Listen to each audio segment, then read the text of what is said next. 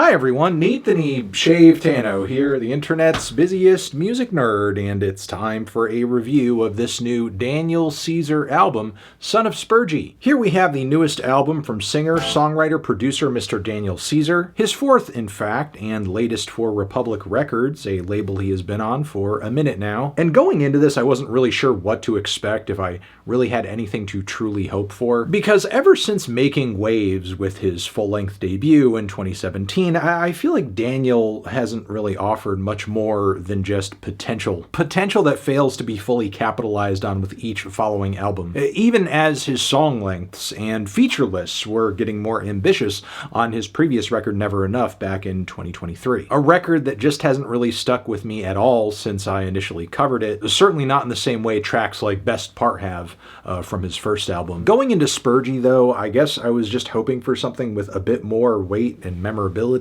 And what's for sure is that there definitely has been more personal narrative building in the lead up to this record, as Daniel is now 30 years old, and I guess he spends a lot of time on this record reflecting on his formerly hedonistic life, analyzing his attraction to sin as he reconnects with God, reconnects with family members who he didn't always see eye to eye with as well. And in that regard, he is also realizing on this record just how much he has in common with his father, gospel singer Norwell Simmons, who is also featured on the fourth track of this record. And he also muses about love on this record too, with respect to potentially becoming a father himself sometime soon. So yeah, there is a lot going on thematically and personally for sure with this record. I mean, you could even bill it as maybe Daniel's most mature and contemplative project yet. But with all that being said, I still came away from Spergy feeling quite disillusioned, as consistently on these tracks,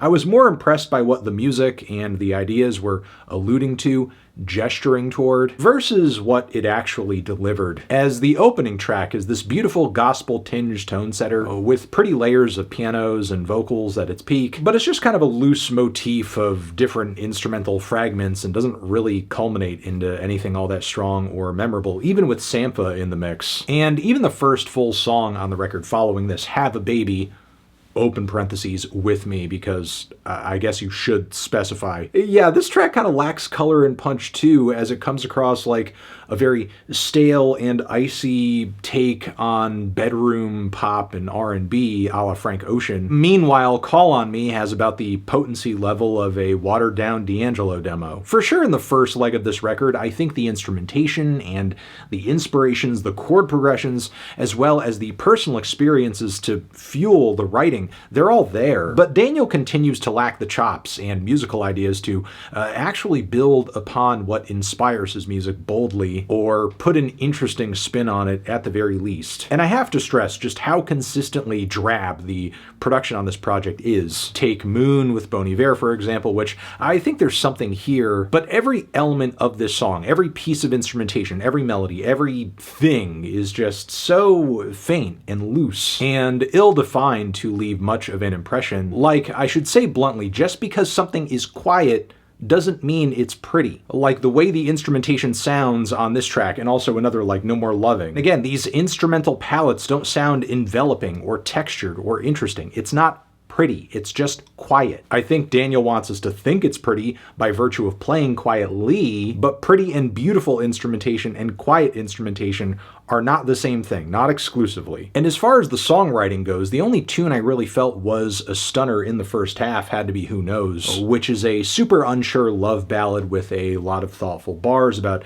indecision that are packed with genuine anxiety and worry. And the song itself, lyrically and melodically, is so catchy that it doesn't really need that extra oomph for it to really stick. The songwriting on Root of All Evil, I think, comes close as well, but the track ultimately is held back a little bit by Daniel not really having quite as much to say about his relationship with evil and temptation, outside of mostly accepting that it's just a part of him. But later on the record, though, with Touching God, wow, an actual passionate, hard-hitting vocal performance that has conviction and stands out in the mix, with lyrics about self-loathing and Daniel's relationship with God. Actually a super attention-grabbing moment on the album, but why does the song trail off immediately after this and go basically nowhere. Surely such a powerful moment could have been built upon in some way. Sign of the Times, though, was another highlight to my ears. It's a track that marries both love and spirituality, with Daniel not only reflecting in part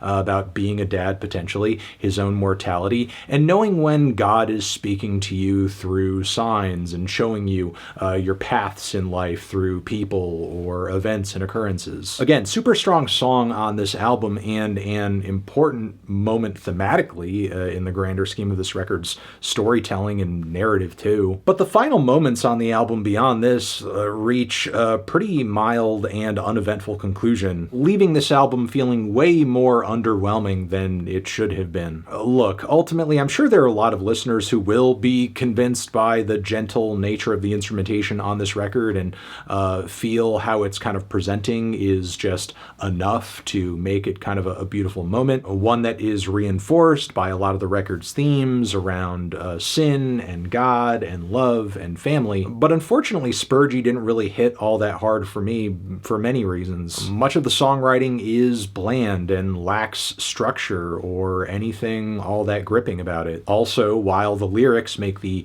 major themes of the record pretty clear, only some of them, not all, are explored with any real depth. Once again, the production and instrumentation on this record are pretty consistently boring and stiff, with only several genuinely lush sounding cuts across the track list. And on top of all of that, I was genuinely kind of surprised to hear, in my experience with the album, that its pretty impressive feature list wasn't really much of a factor in how impressive or interesting it was. Given some of the names here, I expected at least a few show-stopping appearances, but I didn't really get any, which is why I'm feeling ultimately a light 5 on this album.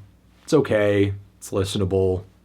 Transition, have you given this album a listen? Did you love it? Did you hate it? What would you rate it? You're the best, you're the best. What should I review next? Hit the like if you like. Please subscribe and please don't cry. Hit the bell as well. Over here next to my head is another video you can check out. Hit that up or a link to subscribe to the channel. Anthony Fantano, Daniel Caesar, forever.